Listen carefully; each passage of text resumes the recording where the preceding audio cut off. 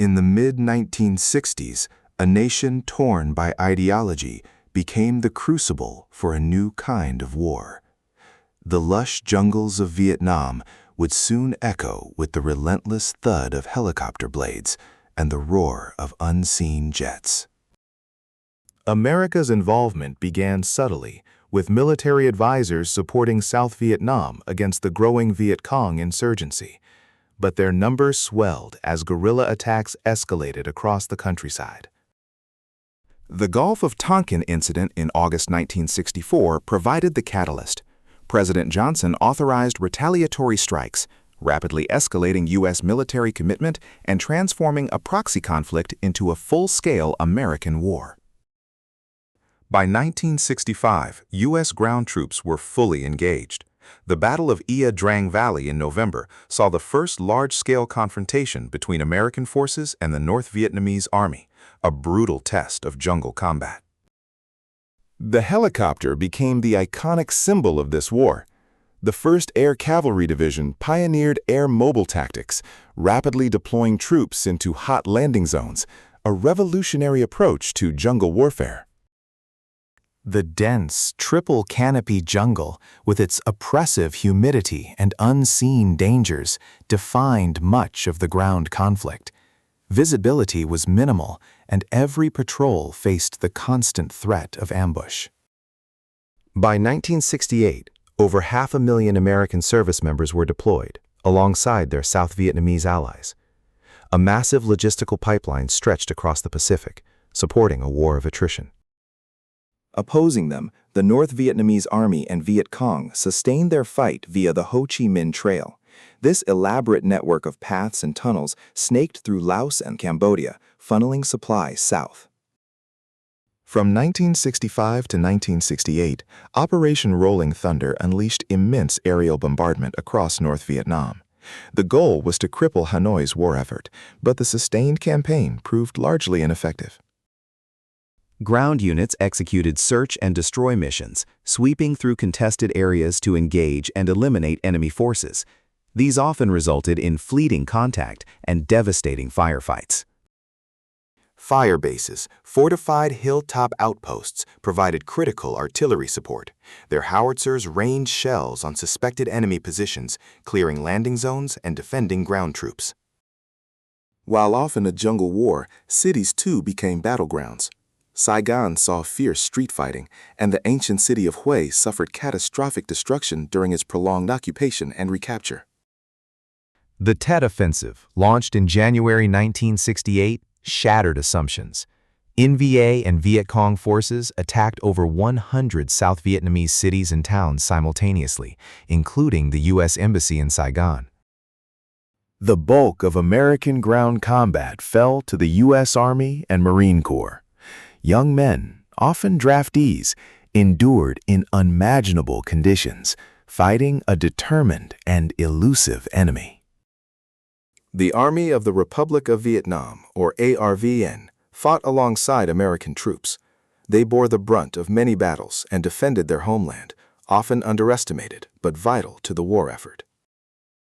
The North Vietnamese Army and the Viet Cong, with their deep knowledge of the terrain and unwavering resolve, proved incredibly resilient.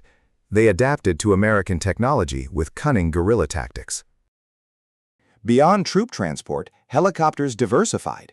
U-1 Hueys delivered fire support, while AH-1 Cobra gunships provided devastating close-air support, transforming the battlefield from above.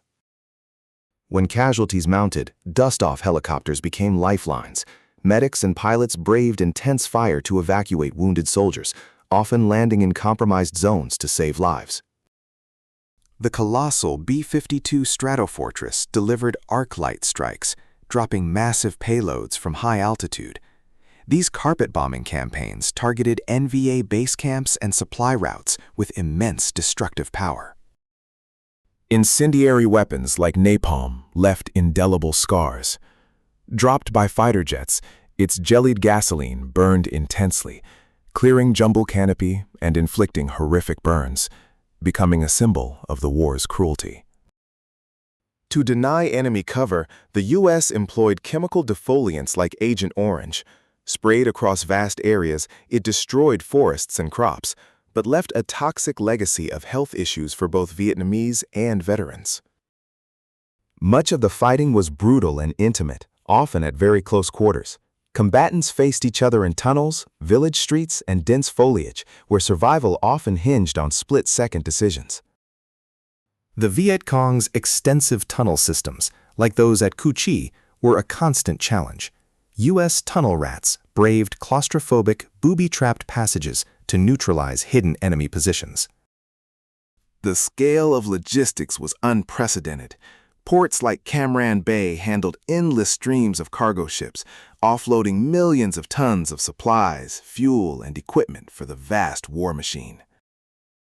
Engineers built roads, bridges, airfields, and entire bases in hostile territory. Their ceaseless work supported troop movements and supply lines, constantly battling the elements and enemy sabotage.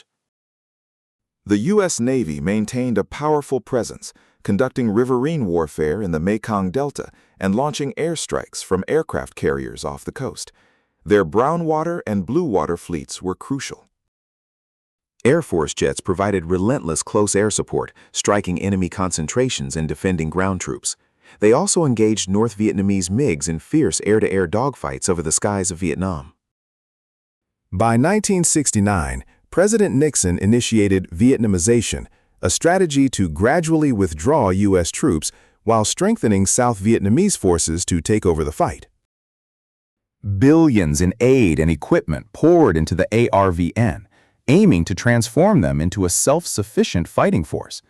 Their capabilities improved, but deep-seated issues remained. To disrupt the Ho Chi Minh Trail, U.S. and ARVN forces launched incursions into Cambodia in 1970 and Laos in 1971. These controversial operations widened the war and sparked further protests. Back home, the anti-war movement gained immense momentum. Protests grew larger and more vocal, driven by mounting casualties, draft grievances, and disillusionment with the war's objectives. After years of arduous negotiations, the Paris Peace Accords were signed in January 1973. It mandated a ceasefire, the withdrawal of remaining U.S. forces, and the return of POWs. By March 29, 1973, the last American combat troops departed Vietnam. A generation of soldiers had fought and sacrificed, leaving a fractured nation and a war that was far from over. Without direct U.S. intervention, the North Vietnamese launched a final offensive.